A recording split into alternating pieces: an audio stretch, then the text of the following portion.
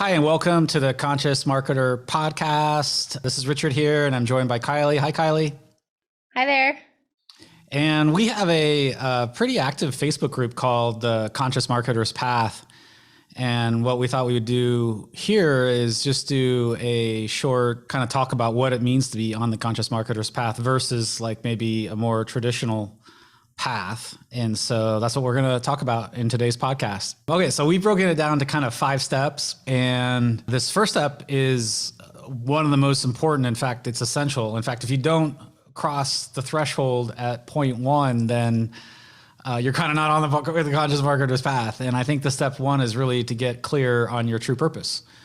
And so I would say that what differentiates the conscious marketer's path, first of all, is you're coming from a different set of values that you really want to help people. It's more than just money. It's more than just selling a product or service. And there's some deeper meaning. And I like to use the term soul thread. It's something that you're meant to do in your life. And I like to go as far as to say, like, you agreed to do this before you were born. Like, this is like a soul contract, maybe even, or a soul agreement that you have. So you've come into this lifetime to do it. And life has its ups and downs and twists and turns. And often we get off that path. And sometimes you can be one of the lucky ones and you can like know what you're meant to do from like age 5. I wasn't like that. It took me a while.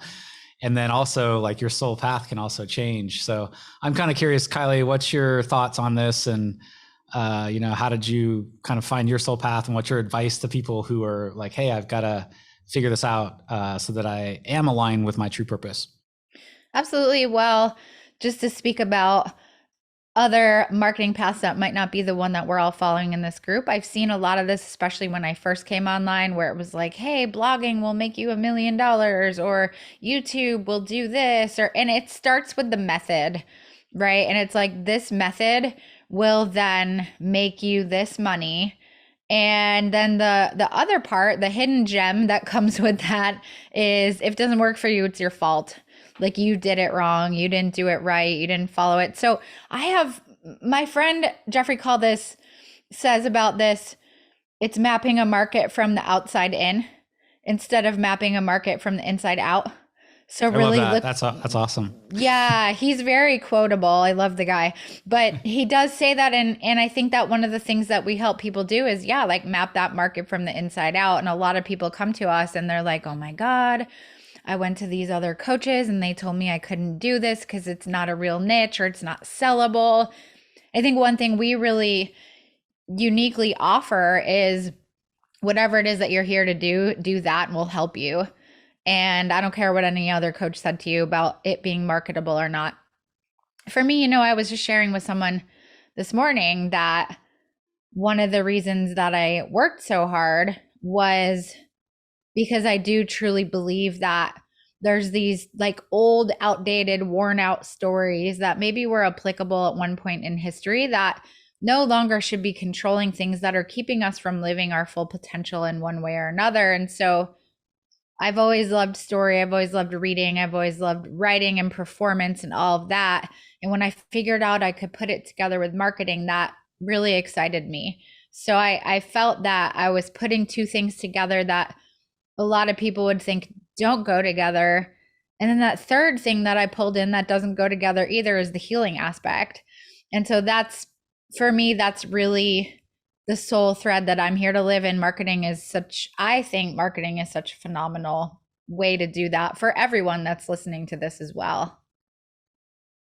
Yeah, I love that. That's so beautiful how you've kind of blended in things that maybe shouldn't go together, and now they do go together. And now the universe catches up and thinks this is how it was always should have been done. So it's great.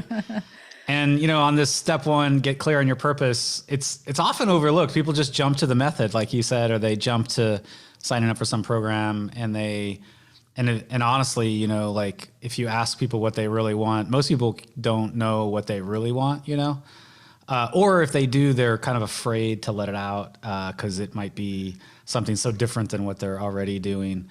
I just want to make one more point here, and that's just that often it doesn't come from your mind. So you can't think your way to your soul purpose. It doesn't work that way. Totally. It comes through meditation. It comes through spending time in nature. It comes through dreams, visions, chance encounters, serendipity, spontaneity, and it comes from you going into more of a witness state of the mind, and then having the mind receive. And then once you find it, it's like, oh my God, I wish I'd known this sooner, or oh my God, thankfully I found this, and now I can move forward. So, I yeah. love that. So let's go on to step two. Step two is, a lot of people kind of know what they're meant to be doing, but they're not doing it. And so there's definitely step two is you have to make a decision that you're going to make, the main thing that you're meant to do, your main thing. And I would just say that I was thinking about this earlier when I lived in San Francisco, Mill Valley. Wells Fargo's ran a series of ads. I think it was like, at the time I thought it was interesting, but it was always like, someday you want to do this, someday. And they led everything with someday. And I always thought, now that I'm a little bit more of a marketer, I think that's the worst ad campaign in history. Don't wait for someday. Now is the someday. Today, like this moment right now is the someday to take action, but you have to make the decision. And when you're thinking of making that decision, I would just say that, well, first of all, once you make the decision, it's not like it's going to be like home free. We'll talk about that in step three. But the other thing I would say is, every excuse under humankind you can create. And so I'm too young, I'm too old, I'm too sick, I'm too smart, I'm too stupid, too ugly. So you've got all these excuses, and really, I think what's interesting is whatever you think is impossible, there's probably somebody out there doing it already, or moving toward it. And whatever constraint you think you have or feel you have, there's probably somebody that was like 100 times in worse circumstances and still made it happen, but they did it anyway. So this making decision for me is like really a key one, like getting clear on what you want, and then kind of going all in on it and saying, okay, I'm ready to actually to do this, rather than to just think about it, which is more common, I would imagine. Yeah, I love that. And I think too, when we're in resistance to something that is a true calling, things do get hard. And that's why it feels hard. And then it gets worse. It gets compounded. The more we say no, the more compounded it gets. And every step we try to take forward is it's like it just doesn't work. And it's this one step forward, one step back dance. And I think once we make that decision, once we commit, all of a sudden it's like, I can even see that with leaving San Diego. When I moved here, it was super easy to be here. The energy supported my work, it supported my mission, it supported everything. And then all of a sudden one day, all my friends moved, and then, it started getting hard. The energy here started getting harder and harder and harder. And when I made the decision to leave, it eased up on me a little bit. It's like, okay, if you try to stay, we're going to shake you up. But now that you're leaving, because you're supposed to be leaving, we'll give you a break. We'll throw you a bone. And I felt that everywhere I've ever lived, when it was time to go, it did that. And so sometimes it's easier to see it in a smaller circumstance like that. But I do believe with our calling, with our work, it's harder when we're fighting it. When we make that decision, yeah, it's hard work, but it's not quote unquote hard. It's hard work. You put in a lot of time, you put in a lot of effort, but it's not like pushing a boulder up a hill anymore. It starts to be like that boulder is going down the hill. The snowball is going down. That's super funny. Yeah, I think as soon as you make the decision, I think there's some cosmic joker up there, maybe, and he, she, they, whatever, says, okay, we're gonna test this. We're gonna test the soul down here and see if they're really committed. Is the decision a real decision, or is it a maybe? Or is it a someday? Yeah. Or I'm gonna try. If you use the word try, I'm gonna try to do this. No, don't use the word try. So I think there's definitely there typically tends to be, I think, it's part of the hero's journey. There's an outer circumstance, not so much an inner one. That's the next step, but there's an outer circumstance that will want to test you to see if you're really truly committed. And I think that it doesn't mean that you're not in the flow. In fact, I think the flow could be leading you toward it and showing you that, but there might be something in your path that comes up, and that's okay and natural. It's so true. Yes. Okay, so step 1, get clear on your true purpose. Step 2, make the decision to go for it, go all in. And then step 3, 4, and 5 are something we teach inside our accelerator program. They're also, we teach this a lot more in depth with our syndicate and our mastermind groups and our one-on-one clients. But step 3 is one that's often overlooked, and really, you can't be the same person when you go for your soul purpose. You have to become a different person. And often what that means is you need to take an inventory of what's going on inside you that's kept you where you're currently at. And, woe to the person who skips over this step, because then you're really going to have some hard problems, because internally you're not going to be wired to achieve and to actually have the flow. So step 3 is basically you need to take kind of an inventory of your mindsets and then release anything that's not holding you back. Because if you go forward without understanding what's held you in place, then these internal resistances are going to really make it difficult. And it's easy to kind of jump over this mindset belief system piece, and then it's kind of like swimming through mud with a weighted backpack blind. You don't want to do that. You want it to be downhill, and this is the easiest way that I know to do it. That was funny. I was picturing myself doing it, and I'm like, man, I'm not going to make it. I'm not strong enough. So, but hopefully one day I will be. I feel like also what comes along with this too is knowing that you can do it. And most people that come for mentorship from us, they know they can do their work. Like, they know they can do the body work. They know they can do the shamanic work. They know they can do all of that. But what they don't know is that they can bring their work into the world. And so what I really say to you is know that you can indeed do it. Know that you can do it. Because when you start to know that you can do it, you start to create this, I heard somebody call it like morphic resonance before, to where if you know you can do it, then you do it once, and then it gets like the field gets stronger, and then you do it twice, and you do it 3 times. And I have a friend who says that, and this might be like out of a spiritual text or something, so I might be misquoting, but he says that faith is the result of results. So if we start to have results, then we have faith that we can get results. And if we start to have the faith that we can have results, then it just compounds in a positive way. It just strengthens it. And so for me, I used to be so scared that I couldn't get results, and then I started getting them. And then I was still really scared, and then I got more. And now I'm like, I'm not going to win every time. I'm not going to hit it every time, but I know that I can do it. And so it is releasing those negative mindsets, and also beginning to build up a storehouse of positive ones that you can replace it with as well. I think. Yeah, I love this. And just a couple of resources inside this group. If you click the guides button, there are 2 presentations in there. One is called the 7 myths, and the other is called the 8th myth. There's 2 separate presentations. Those are eight mindsets that you can flip, and those are big ones. So we've put those in there as a resource. I think it's almost 2+ hours of training. Go through those. It's just so invaluable. And how this step came about was I actually looked back at all the previous clients that didn't get the results that I really wanted them to get, or that had kind of self-sabotaged. And what I found was there was these patterns that held people back. And it could be that they just thought all marketers were evil, or they couldn't ask for a sale because they thought it wasn't spiritual, or they had this belief that everything had to be done live and in person versus online. And I actually kind of isolated around 33 to 35 of these belief systems, and then I listed them out. And once I had this, it was like this code, and I was like, oh my God, this is amazing. So those presentations have, I think there's 8 of them in there. So it's a good start. And a lot of those are the primary ones.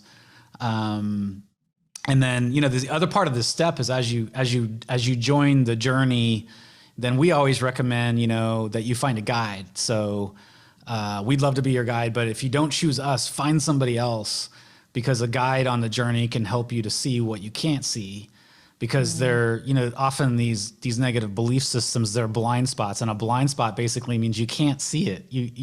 It's so part of you that you can't see your unique contributions, nor can you see the things that are holding you back. But once you see it, you can't unsee it, and then things actually move really rapidly just by clearing out the old stuff. And so, yeah. Yeah, super true. I don't know where I'd be without my mentors. I stand on the shoulders of giants, and I wouldn't have it any other way. That allows me to also provide that same thing to other people. I wouldn't be a great mentor or guide if I didn't have other people kind of telling me what they know and where they came from and all of that. So, and a lot of times my mentors and guides are not even in my own space. They're outside of my space. And I think that that's really cool as well. I get to take the best from other industries, other niches, and kind of pull it back in and turn it into great marketing wisdom. So yeah, no, that's so true. And like, for us to be walking our talk, we need to have mentors. And I have two in the digital marketing space that I think are some of the best in the world at my level. And then I have my personal trainer, and I have a financial consultant, and I have different things in different areas, that are equally as important. But all right, let's get into the step 4. So you got your purpose, you've made the decision to go for it. You started to clear the mindsets. This is where you just start to do the work really to make it manifest. And this step sometimes gets skipped over, mainly because you get so excited. You're like, okay, I've got my purpose, I've been clearing things. And then bam, you jump and you buy some program that has a special Kazam technique, or it's the new Instagram accelerator, whatchamacallit, or the quiz challenge, something that is going to promise overnight results, and it's going to be so easy. And what we know is it's not that easy. So what we like to, step 4 is something that's really, if you find a mentor, make sure they're talking about this. If they're not, be wary. But they need to be talking about your strategy. So step 4 is build a strategy, and just a few pieces that should flow into the strategy. And it's probably for another call. Each of these steps could probably be multiple episodes, but just some core elements that you want to think through is, initially your strategy can be simple. I need to get this launch out or this one product out, but then you need to figure out how it fits into actually a workable business model. So how you have multiple products in your growth plan. You need to get clear on the movement that you're aligning with in the market. Like, go beyond just creating a product to like create more of a movement and a community. We talk about that when we talk about riding the wave and not creating demand, but aligning with existing demand. That's in that presentation I mentioned before. You got to really dive in and know your avatar, your brand hero, your customer. That's Kylie's like one of the best in the world to teach that. And then, a lot of it comes down to knowing the core problem you're solving. So you need to have a real good, clean structure. And then that kind of, it's like the frame around a house. Then you can start to build everything, and you'll be building something that's solid. It's like the foundation. And it's just so important. Yeah. I love that. As you're speaking, it reminds me of one of my Sufi teachers who's like he's such a badass. He's so cool. He had like a spiritual rave when he came to Florida when I lived there. Not a real rave, but just like DJs and stuff. And one of the things he says is, I love it when the spiritual practices get boring. I love it when they get boring, because when we're chasing that spiritual high, we're not getting the point. And right. I think that with business too, it's like a lot of the foundational pieces, people see them and they're like, I'd rather, have the Instagram accelerator, as you stated, which could be like a shiny object. Maybe what you're learning in that program is great. Maybe it's not, but it's really about learning to separate what is a shiny object versus what is tried and true. And the tried and true often is not exciting. So if you find that your dopamine is going off like, a fire engine, like it may or may not be foundational. If you look at something and you're like, that's amazing and that's practical and it might be a little bit challenging, but I really need it, that's a whole different situation. So learn discernment there as well, I think. Yeah, that's so true. So get a strategy together, and it can be a simple strategy, but You want one in place, and then you want one in place that's inspiring and that it can help you to reach more people and impact more people, and one that has growth built into it, so that it's not like a static thing you're moving toward. Step 5 is really all about implementation. This is where you can choose the unique mechanism and you can choose the platform. And this is where, once you've figured out your strategy, you can say, okay, I'm going to choose whatever platform you're going to launch out on. And then here, the key is that somebody has a process that's proven. And so if you're working with somebody or you're using something, just make sure that whoever you choose has a process together, and then follow that process. Don't deviate or try to think that you know what's best. At least as you go through it the first or second time, like, move through it. And there are people in all different niches that I could recommend for different types of things, depending on what you want to do. We have our launch accelerator, which teaches a really clean pathway. And there are others out there, and I don't say what to take or what not to, but make sure that the people who are going through wherever you're choosing aren't aberrations. It's not like 1,000 people went through and they have like 2 case studies. Yeah. It should be more like the people who do the work get the results. And I don't say it's going to be easy either, depending on where you're at. This part is where, you have to be consistent. You need to block time in your schedule every week. And if this is going to be your main thing, well, then, maybe it's going to take you 30 or 40 hours a week of your time to like get it off the ground for like a year, Like, maybe it's not going to be like an overnight, like, hey, I've signed up and 3 weeks later I have 1 million followers and $1 million in the bank. It generally doesn't work like that, Like, even I was listening to James Clear, who wrote a book, Atomic Habits, and he was talking about how it took him like 2 years to write his best-selling book and what he went through. And I was like, wow, that's like real dedication, So I love that. I'm definitely in that camp. I'm in like long game camp. Yeah. So, I guess, this marketer's path is just a concept. We have this Facebook group called the Marketer's Path, and it's definitely, everybody here is trying to do good things in the world. We want you to be successful.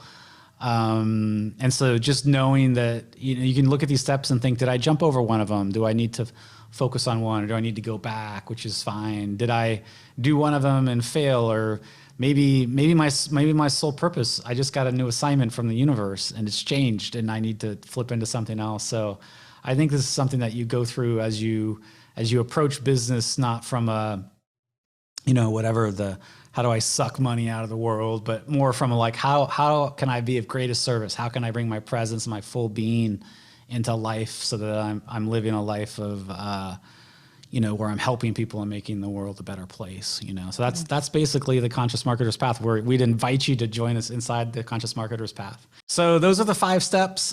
Quick review of the 5 steps. Know your purpose, know your true purpose. Step 2, make a decision to go for it. Step 3, be aware of any mindsets that are holding you back and clear them. Step 4, build your strategy, build a simple strategy, and it can evolve over time. And then step 5, implement and adjust as you grow, adjust your strategy, and then you're off to the races to build whatever you're creating in the world, whether it be a product or service or nonprofit organization or movement. Thanks for joining us here on the Conscious Marketer podcast. Thanks, Kylie. Thank you. If you like the podcast, you can get the show notes and the transcripts and everything on consciousmarketer.com/podcast.